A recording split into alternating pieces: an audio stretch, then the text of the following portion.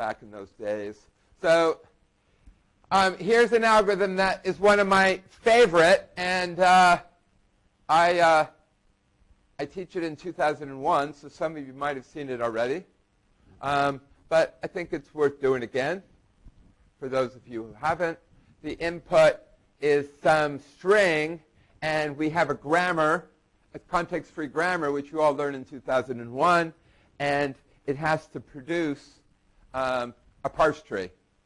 And so it could produce a parse tree, output a parse tree, or it could produce machine code to execute the string, right? Or it could, or if we were reading, if this was an English sentence, and this was there was an English grammar, then it could output some sort of trying to understand what the sentence is saying.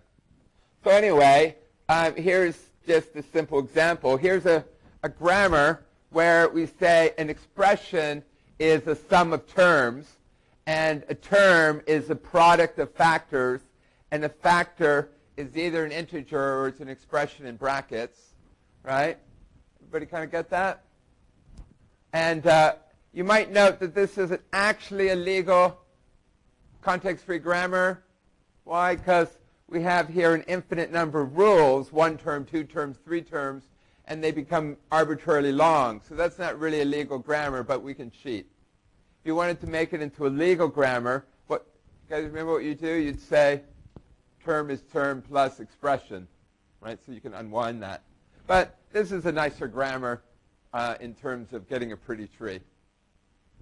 Everybody kind of follow this grammar, right? So that whole thing is an expression.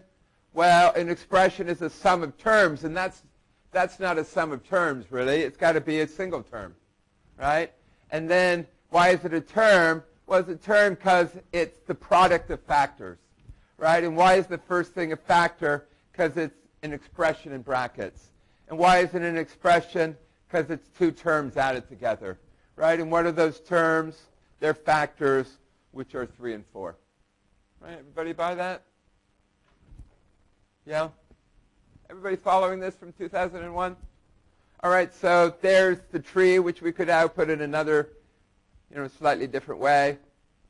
There's some machine code we could output which would execute this thing.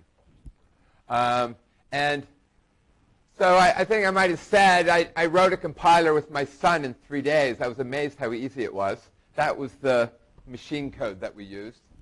And it was kind of fun because you had to keep track of the compiler that you were writing. You had to keep track of the Java program that you're reading. You had to keep track of the machine code that you're executing.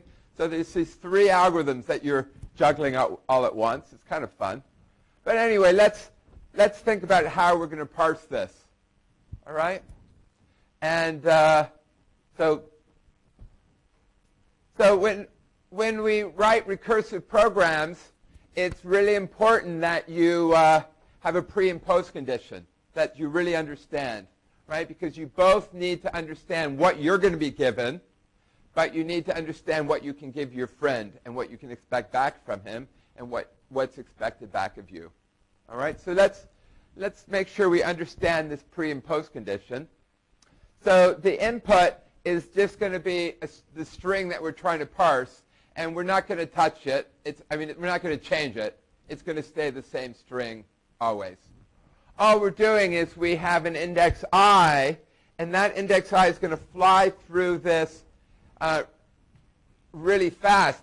It's an amazing algorithm because its running time is going to be linear in the number of characters, right? As it's going to move through this, and as it moves through it in linear time, it's going to spew out the parse tree. So that's pretty incredible. And in fact, you might, if you want to give credit to why computer science has done so well, you got to give some credit to this algorithm, right? Because if you have a really, really long Java program and it took you n squared, it took the size of the Java program squared to compile it, then we wouldn't be doing as well, right? I mean, the fact that we have a linear time compiler is really useful. Right? You buy that?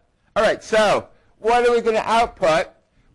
This is get expression, so what it's going to get is the longest expression it can find, longest legal expression starting from here. It's going to return the parsing of it, and we're going to return where do we end. All right, so starting here, that whole thing's an expression. Starting here, you can see where's the expression go to. Remember, expression is a sum of terms. So, right, and it's nicely situated inside of these brackets. Right, so that's an expression. And if you start here, then again, it's within the brackets. If you start here, then there's nothing to talk about. Right, everybody buy that? So get factor is going to be exactly the same, except it's going to return the longest factor. So so it doesn't know about pluses. Right? It could say, oh, look at 6 times 8. Oh, no, we're doing get term now, which is the sum. Product of factors right here. So 6 times 8 it knows about, but it doesn't know about the plus. So it's going to parse that. Right? Does that make sense? And if we start there, well, what are the things multiplied together? Oh, that's good until we get to a plus. Right? And if we start here, well, there's nothing multiplied together. We're just going to get that. And if we start here, okay, that's boring too. All right. So now, what about factor? Well, either it's an integer, right, or it begins and ends with the brackets. Right? Everybody kind of get what this program's supposed to do? So now, writing the code for it is really quite easy. Surprisingly easy. All right, so let's just trace through it in an example, and hopefully you kind of follow what's going on. All right, so we're going to start here and try to get an expression. So we're going to look up at our grammar, and this is a look-ahead 1 grammar. And what's true about a look-ahead 1 grammar, if you look at any 2 rules, they're exactly the same until the first place they differ is a character. All right, so here we have an infinite number of rules, right? 1 term, 2 terms, 3 terms. But the first, given any 2 of them, the first place they differ is that one has a plus and the other has something we've never heard of. All right? So anyway, it boils down to all the rules begin with the term. Right? So we know that what we're looking for is a term. And who's going to give us a term for us? Right? How are we going to find a term? Is we're going to call get term. Who's going to give us a term? And where do we get term to start? Right at the same place. Right? Right at the beginning of our expression, we say give us a term. And get term gives us a parsing of the first expression. Right? And then we say what's next? Well, what's next is either a plus or something we haven't heard of. Right? So we say is the next. And remember, get term tells us when the term ended. So we can, in fact, it gives us the character right after the term. So it tells us when the term ends, and we say, is the character right after that term, is it a plus? Right? And if it's not a plus, then we're upset. So we leave. Right? But if it is a plus, right? So let's look. Is it a plus? Yes, it is. So what's next is get term, right? So we call get term. And where do we start get term? Well, we want to move past the plus, right? So when we move past the plus, that's this plus 1 right here, right? And remember I said that our index is going to be just moving through the code. That's how it moves, is we move past things, right? So there we're moving past the plus, and then we call get term, who gives us their next one. And then we say, what's the next character? Is it a plus? Yes, it is. So we start past the plus, we call get term. And then we say, is the next character a plus? And it's not, right? So then we come down here, and somehow we build the expression out of the terms we had, right? If it's, right? If we're trying to build a tree like this, then we get this node and we just hang off the terms off of it and we put pluses in between, right? If we're trying to build machine code, then this is machine code that evaluates this first term, and this is machine code that evaluates the second term. So all you have to do is put those machine codes right one after the other and stick in between that you're adding up their answers, right? You're keeping track of a running sum of the sum of these terms, right? Does that make sense? All right, so now what does getTerm do? It's going to be the same sort of program. We say, what comes first? Oh, it's always a factor. So we call getFactor. And then getFactor gives us a factor. And then we look, what's next? Well, it's either a times or it's something else. And is it a times? Yes. Right? So now we call getFactor again. GetFactor, we move and we call getFactor one past the times. Right? And then we call getFactor, and then we see, is the next character a plus? Is it a times? And it's not. It's not something we've ever heard of. Right? So then you leave the loop, and you build the answer. People following that? GetFactor. Oh, is this a recursive program? Not directly, right? Nobody's calling themselves, right? But getExpression calls getTerm. GetTerm calls getFactor. And getFactor is going to call getExpression, right? So, okay, it's not officially a recursive program, but I'm going to call it recursive, right? Its grandchildren call it back. All right, so what does getFactor do? Well, if we start there, we say, okay, what is a factor? It's either an integer or it's in a bracket. Is it an integer? Yes, it's an integer. So we just say, hey, that's our answer. And then we do another example. We start here. We say, is an integer a bracket? Is an integer? No. Is it a bracket? Yes. So what do? We call getExpression. And, of course, getExpression is starting one past the bracket, right? And it returns the expression. And then afterwards, we say, what's next? It has to be a closed bracket. So we see if it's a closed bracket. And if it is a closed bracket, then that's our parsing. Right? Everybody follow that? So you must admit that that's pretty slick. Right? All right, so here's some extra slides that I think yesterday might be the first time I've tortured anybody with it. First, this is just saying, again, about look ahead 1. Right? This grammar here I call look ahead 1, because if you look at any two rules, the first place they differ is a character. Right? So certainly in the grad class, actually I think I have had this test on 2001, right? Can you write code for this? Right? And the code would be the get A code. What does it do? It calls get B, and it parses the get B. And then the next thing, it says, is it a U or a V?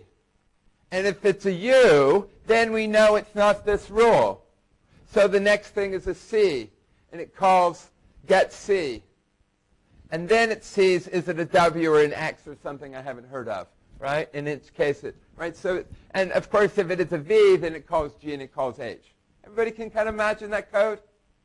In fact, not only should you be able to write this code, but code that I think you should be able to write is the input is an expression that something that you want to, a string you want to parse, and the input is a context-free grammar like this that's look ahead 1, and you should be able to parse the grammar in order to parse the string, right? It wouldn't be too hard to do that. So anyway, everybody kind of follow that a little bit? A little bit? All right, so here, there's Now I'm going to talk about some bugs that could happen. What character can this be? When I say it's a character that I don't know about, right? It better not be an X or a W, right? So your grammar has to have extra rules that if we're going to know we're going to end here, this has to be a character that's not one of those, yeah? Yeah, or maybe it's an open bracket or that from something else, right? Remember we were saying, oh, there's a plus, I don't know what it is. It's because it's not going to be a times. All right, so that's one caveat. What about this? Is this a good grammar? Right? Because right at the beginning, I don't know whether to call B or F. Right? So this is not look ahead 1. And in fact, we're going to, when we do dynamic programming, we're going to write a more general parsing algorithm that will handle grammars like this. And the running time there is n cubed. All right? So not as good.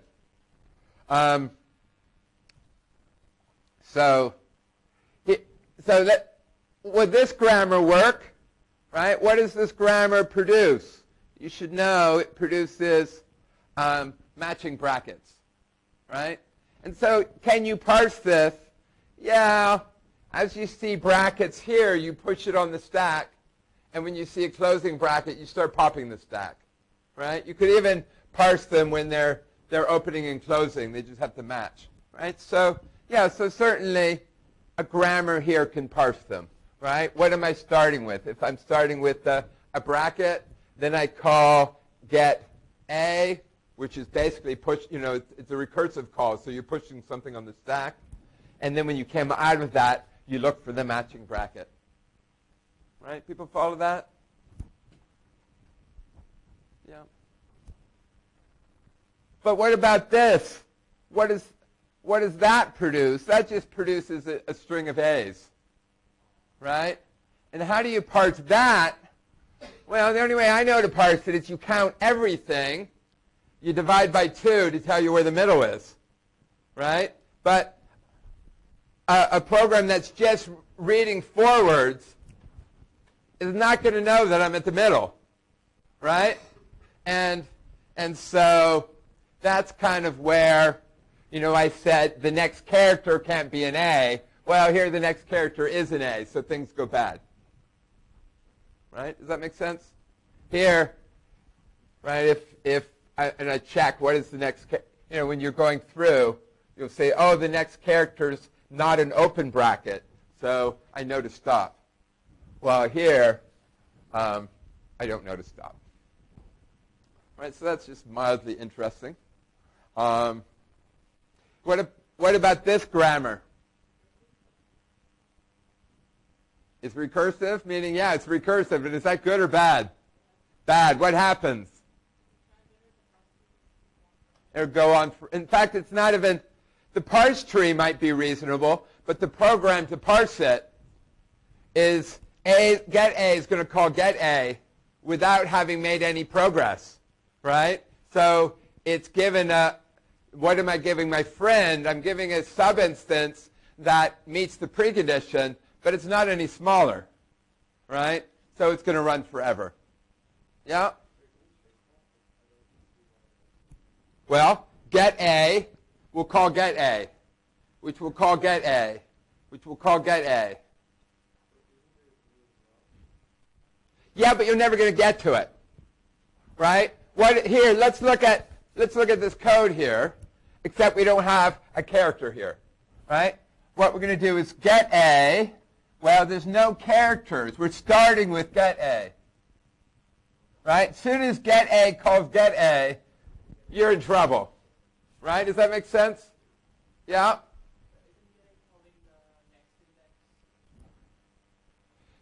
No. Here we looked at a bracket, so we went one past, right? But if we go back to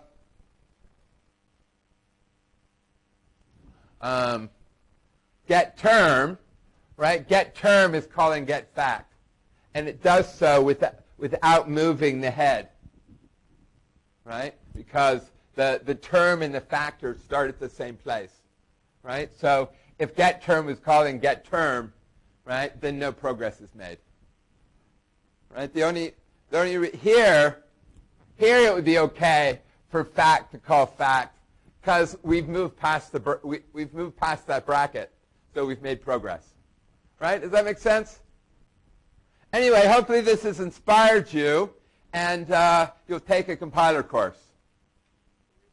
There is one. Yeah, exactly. I ran into somebody just the other day who told me they were teaching it, but I don't remember who.